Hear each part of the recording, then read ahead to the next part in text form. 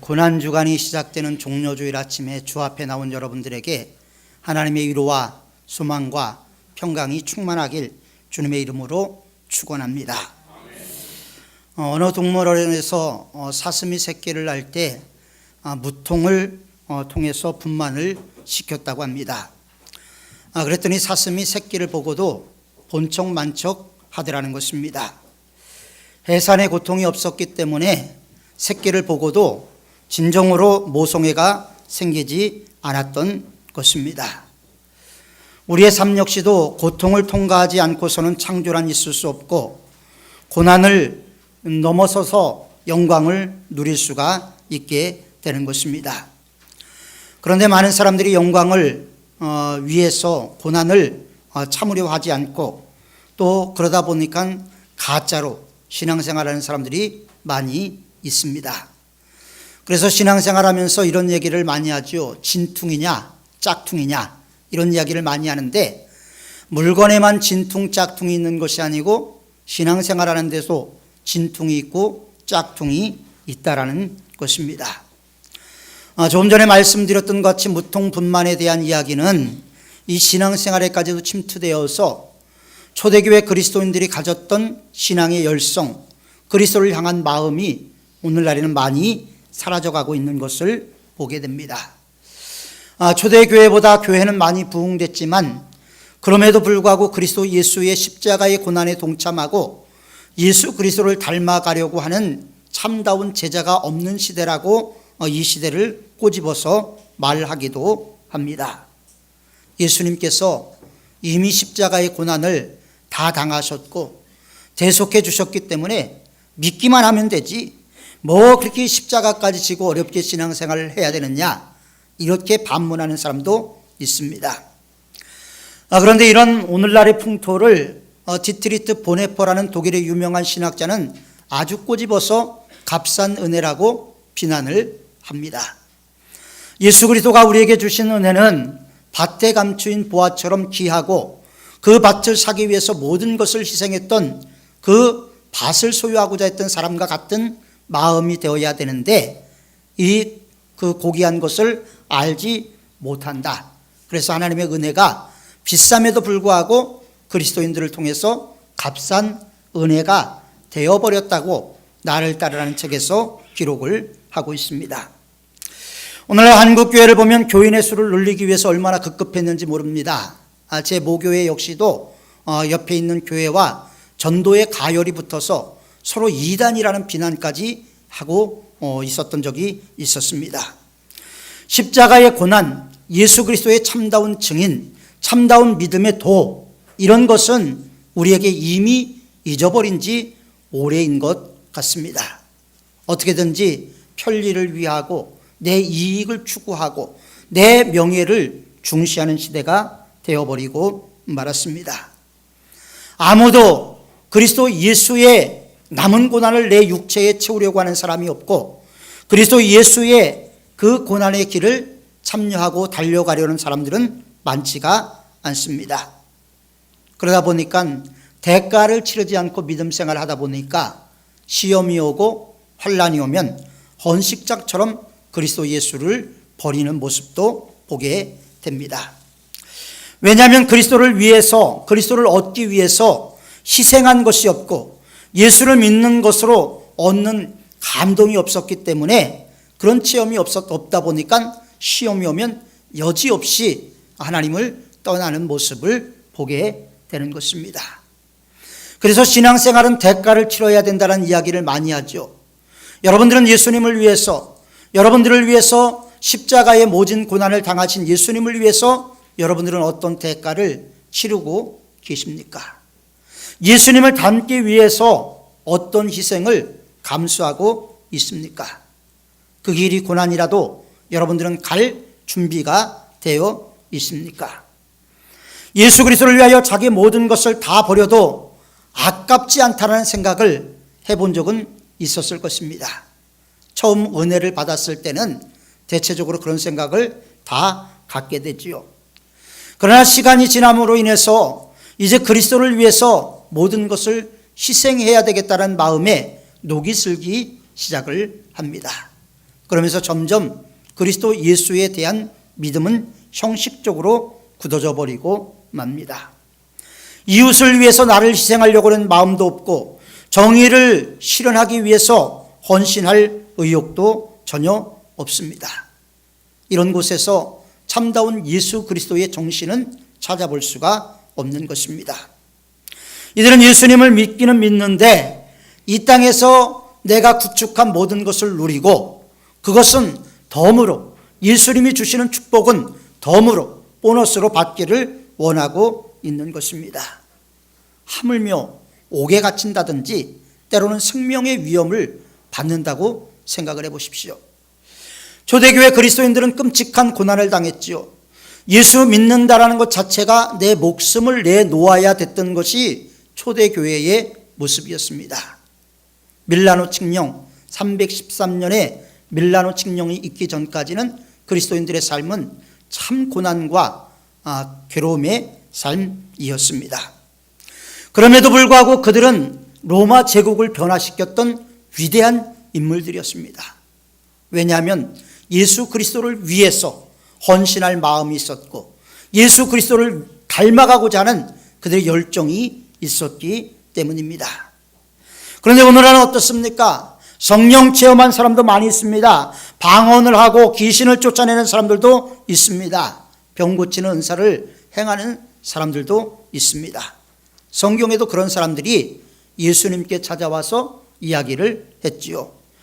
예수님, 내가 예수님의 이름으로 주님의 이름으로 이런 일들을 행했습니다 라고 이야기를 했지만 그 말을 한 사람들 가운데서는 내가 예수님을 위해서 십자가를 졌습니다. 내가 예수님을 위해서 고난에 동참했습니다. 내가 예수님의 삶을 닮아가기 위해서 나를 희생했습니다라고 말한 사람은 한 사람도 없었습니다. 결국 고난이 없는 신앙, 십자가를 지지 않는 신앙은 껍데기만 남는 것입니다. 쭉정이만 되는 것이죠. 그래서 예수님께서 산상수훈에서 뭐라고 말씀하십니까? 나더러 주여 주여 하는 자마다 다 천국에 들어갈 것이 아니요 내 아버지의 뜻대로 행하는 자라야 들어간다. 우리는 주여 주여 하고 있지만 예수님께서 우리에게 원하시는 것은 하나님 아버지의 뜻을 행하기를 원하고 계시다라는 것입니다. 그래야 천국에 들어갈 수 있다라고 예수님께서 친히 말씀을 하셨습니다. 그렇다면 여러분들은 어떻습니까? 천국에 들어갈 준비가 되어 있습니까? 주여 주여 하는 것을 넘어서서 하나님 아버지의 뜻대로 행하고 계십니까? 예수님 앞에 많은 사람들이 와서 주의 이름으로 모든 일을 행했다고 고백했지만 십자가를 졌다는 말은 발견할 수가 없습니다. 아버지의 뜻을 행하는 자라야 하나님 나라에 들어간다고 말씀을 하셨는데 아버지의 뜻이 무엇입니까? 십자가를 지는 삶이죠. 십자가를 지는 삶이라는 것은 무엇입니까? 죽는 거예요. 다른 말로 말하면 별세라고 이야기를 하죠. 어떤 목사님은 그것을 별세의 목회다, 또 어떤 목사님은 십자가의 목회다, 또 어떤 목사님은 회복의 목회다 이렇게 이야기를 했지만 그 모든 정점에는 다 죽음과 자아파쇄가 분명히 포함되어 있습니다. 오늘 본문에도 보면 그런 말씀이 있습니다. 나는 그리스도를 위하여 모든 것을 잃고도 모든 것을 오물같이 여겼다. 사도 바울의 얘기입니다. 여러분, 사도 바울이 얼마나 훌륭한 사람인지 아십니까? 그는 자기의 혈통에 대한 자랑서부터 자랑할 것이 많은 사람이었습니다. 먼저 그는 유대인이었습니다. 율법으로는 바리새인이었습니다.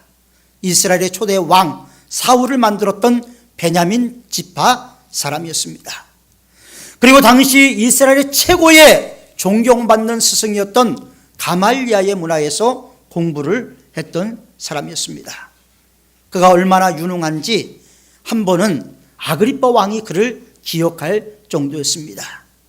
뭐라고 얘기를 합니까? 바울아, 내가 미쳤다. 너의 많은 지식이 너를 미치게 하였다.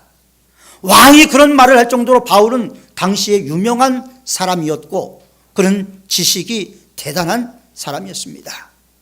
사도행전 17장에 보면 그는 그리스 아테네에서 철학자들과 논쟁을 하게 되죠. 에피쿠로스 학파와 스토아 철학학파와 논쟁을 하는 모습까지 우리는 볼 수가 있습니다. 결국 그는 대단한 사람이었죠. 그러나 그가 오늘 본문에서 고백하는 얘기는 뭡니까? 내가 예수 그리스도를 위해서 이 모든 것을 배설물로 여겼다라는 거예요. 오물로 여겼다라는 거예요. 여러분, 우리가 추구하려고 하는 그 모든 것, 우리가 움켜쥐려고 하는 모든 것을 바울은 예수 그리스도를 위해서 다 버렸다라고 고백을 하고 있습니다. 이 이야기를 보면 우리가 그리스도를 따르려면 먼저 모든 것을 버려야 된다는 것을 말하고 있습니다. 고난에 동참해야 된다는 것을 말하고 있는 것입니다. 여러분, 하나님의 은혜는 절대 값싼 은혜가 아니에요. 오늘날 많은 그리스도인들이 하나님의 은혜를 너무나 값싼 은혜로 만들어버렸어요. 그러나 하나님은 하나밖에 없는 아들, 하나밖에 없는 독생자 예수 그리스도를 십자가에 못 박아서 우리에게 베풀어 주신 구원입니다. 그런데 우리는 예수 믿으면 구원받지 너무나 쉽게 그렇게 이야기를 하고 있는 것이죠. 그래서 우리는 복음을 위해서 희생하려고 하는 마음도 없고 내 육신의 소욕만을 이루기를 원하는 삶을 살아가고 있는지도 모릅니다. 항상 그리스도 예수의 참다운 증인이 되기를 원했던 사람이 있었는데 독일의 히틀러에게 항거하다가 39살의 나이로 처형당한 디트리트 본헤퍼라는 목사님이 계십니다. 이분이 이런 말을 했습니다. 은혜는 인간에게 생명을 요구하기 때문에 비싸고 동시에 인간에게 생명을 선사하기 때문에 은혜인 것이다. 여러분, 하나님의 은혜가 얼마나 깊은가 하는 것을 이분은 이야기를 하고 있죠. 참다운 그리스도의 증인으로서 고난의 길을 걸어가기를 원했던 본헤퍼 목사님, 그는 그의 훌륭한 학문 때문에 미국에 갔을 때 유니온 신학교에서 교수 자격을 주었지만 그는 그것을 마다하고 독일로 들어가서 처형을 당하게 됩니다. 그가 독일로 들어갈 때 남긴 말이 있어요. 내가 여기서 안락하고 평안한 삶을 살면 나중에 히틀러 지하에 있었던 독일 교회에 내가 할 수 있는 말은 무엇인가? 나는 고난받는 독일 교회와 함께 하겠다. 그래서 그는 독일로 들어와서 지하교회를 조직을 하고 신학교를 세우는 일을 감당하게 되죠. 그러다가 히틀러 암살 미수 사건으로 그는 처형을 당하게 됩니다. 그는 자기 양심을 두고 이런 말을 했습니다. 어떤 미친 운전사가 차를 몰고 가고 있어요. 차를 몰고 가는데 그 운전수가 갈 때마다 사람이 치여서 죽어가기도 하고 다치기도 하고 여러 문제가 발생이 됐습니다. 그는 거기서 그런 질문을 합니다. 당신이 그리스도인이고 그 자리에 있다면 환자들을 치료만 해주고 싸매어 주기만 하겠습니까? 아니면 미친 운전수를 끌어내리겠습니까? 그는 여기서 히틀러를 미친 운전수라고 평가를 하고 결국 그는 형장의 이슬로 살아갔습니다. 그는 묘비명에 이렇게 썼습니다. 이제 모든 것이 끝났습니다. 그러나 이제 시작입니다. 죽음을 앞두고 그가 남긴 말, 모든 것이 끝났지만 새로운 시작이다. 이것은 뭐냐면 고난을 넘어서는 부활의 세계를 본헤퍼 목사님은 보았던 것입니다. 우리는 베드로를 잘 알고 있지요. 예수님의 수제자였습니다. 예수님을 향해서 주는 그리스도시요 살아계신 하나님의 아들이라고 고백을 했습니다. 그러나 그가 예수님께서 예루살렘에 올라가서 대제사장들과 서기관과 바리새인들에게 고난을 당하고 죽었다가 사흘 만에 살아날 것이라고 말씀하셨을 때 그는 그것을 반대했습니다. 그리스도는 영광의 그리스도만이 아니었던 것이죠. 이사야 53장은 예수 그리스도는 고난의 종이라고 우리에게 표현을 하고 있습니다. 십자가에 죽을 수밖에 없는, 우리를 위해서 십자가의 길로 가지 않으면 안 되는 그런 절대절명의 삶을 예수님은 사셨던 것입니다. 그리고 그 예수님께서 우리에게 던지는 말씀이 무엇입니까? 누구든지 나를 따라오려거든. 이 말은 따라오지 않는 것도 있다라는 것을 얘기하는 거죠. 나를 따라오려거든 자기를 버리고 자기 십자가를 지고 따를 것이니라. 자아 부인을 하라는 거예요. 내 자아가 파쇄돼서 내 안에 내가 주인이 아니라 내 안에 그리스도께서 나를 통치하는 삶까지 나가야 된다는 것을 예수님은 십자가를 지는 삶이라고 말씀을 하셨습니다. 십자가의 고난 없이 영광은 없습니다. 죽음 없이는 부활은 존재하지 않습니다. 예수님의 십자가를 거치지 않고서는 어떤 축복도 어떤 은혜도 우리 안에 충만하게 임할 수가 없는 것입니다. 그리스도 예수의 고난에 참여함으로 그의 부활을 이해할 수가 있고 그가 약속한 그 약속이 무엇인가를 우리는 분명히 인식을 하게 될 것입니다. 그러므로 예수님을 믿는다고 고백하는 것은 십자가를 지겠다라는 고백이 되는 것입니다. 십자가의 관문을 통과하기 전까지 진정한 그리스도인이라고 말할 수는 없을 것입니다. 따라서 우리는 이 시간 십자가를 진다라는 것이 무엇인가 다시 한번 생각하는 시간이 되시기를 바랍니다. 첫 번째로 십자가를 진다라는 것은 이제까지 내가 가지고 있던 모든 것을 포기한다는 의미를 가지고 있습니다. 갈라디아서에서는 그리스도 예수에 속한 사람은 정욕과 욕망을 자기 육신과 함께 십자가에 못 박은 사람이라고 말씀을 하고 있습니다.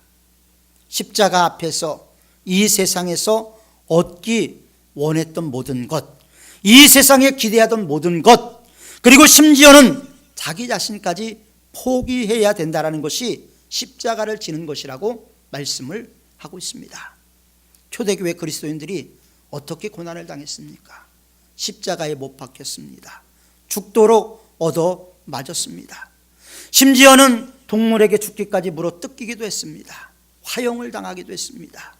불을 움켜쥐기도 하고요, 유리가 깔려진 길을 걸어가기도 하고, 심지어는 옆구리에 창을 찔러서 기름종이를 넣어서 불을 붙여서 고문을 하기도 했습니다. 네로 황제는 그리스도인들을 잡아다가 왁스를 바른 옷을 입히고 기둥에 묶어서 자기 정원을 밝히기도 했다고 합니다. 그럼에도 불구하고 그들이 죽음 앞에서도 당당할 수 있었던 것은 무엇이었습니까? 내가 버릴 만한, 내가 이 세상에 누리는 모든 것을 버릴 만한 가치가 분명히 있다는 것을 그들은 알았기 때문입니다. 그들이 자기를 포기할 수 있었던 것은 참다운 가치를 눈으로 보았기 때문입니다. 예수님을 보십시오. 하나님과 동등됨을 취할 것으로 여기지 아니하시고 이 세상에 사람의 형체를 갖고 오셨습니다. 그러므로 우리는 끝까지 예수님을 닮아가는 삶을 살아가는 성도들이 되어야 할 줄 믿습니다. 두 번째로 십자가를 진다라는 것은 자유와 정의, 사랑과 평화의 복음에 헌신하는 것을 말하고 있는 것입니다. 예수님께서 십자가를 지신 까닭이 무엇이었습니까? 이 땅에 편만에 있는 죄와 불의, 이 모든 것에 얽어매어 있는 인간을 구원하기 위해서였습니다. 자유를 주기 위해서였어요. 불교적인 용어로 말하면 묶인 것이 풀어지는 해탈을 주기 위해서 예수님께서 이 세상에 오신 것입니다. 하나님과 우리 사이, 우리와 옆에 있는 사람 사이, 그 안에 평화가 임하도록 예수님께서 오신 거예요.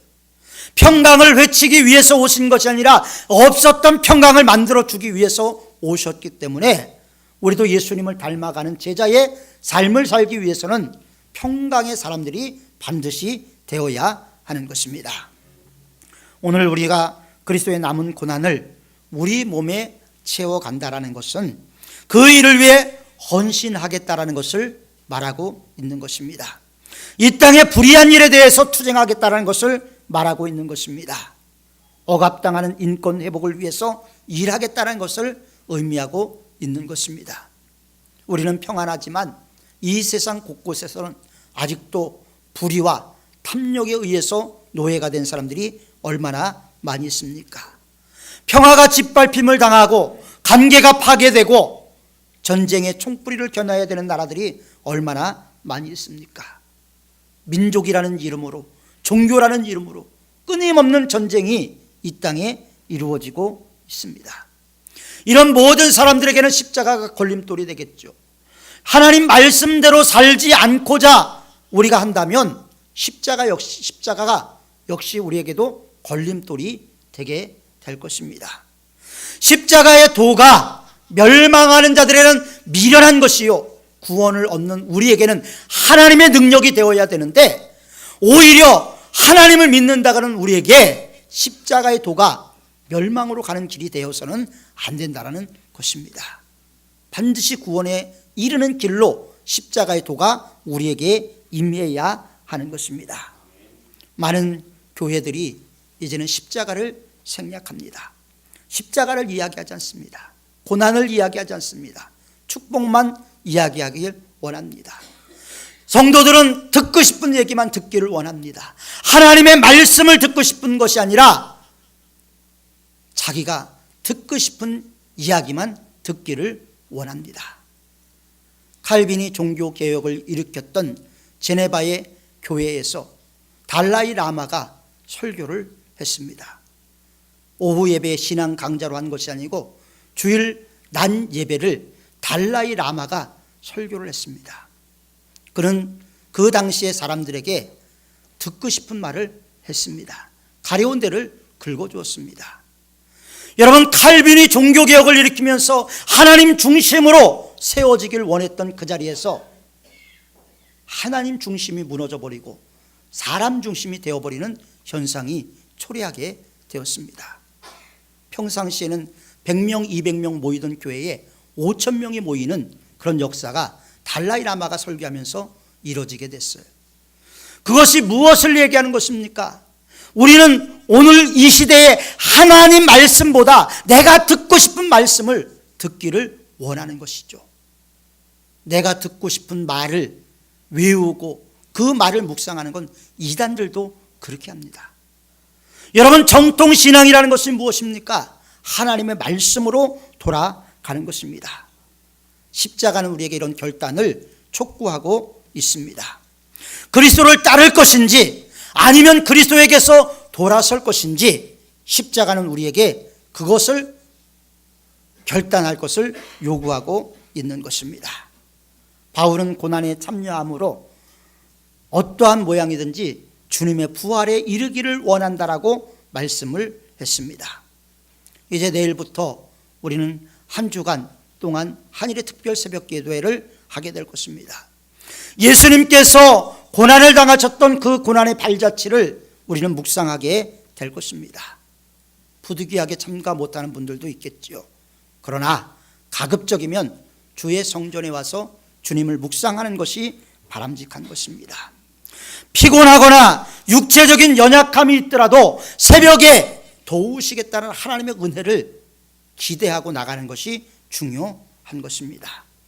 우리의 힘과 우리의 결단으로 안 되지만 내가 십자가를 지게 도와달라고 하나님께 기도하면 하나님께서 반드시 응답하고 이루어 주실 줄 믿습니다.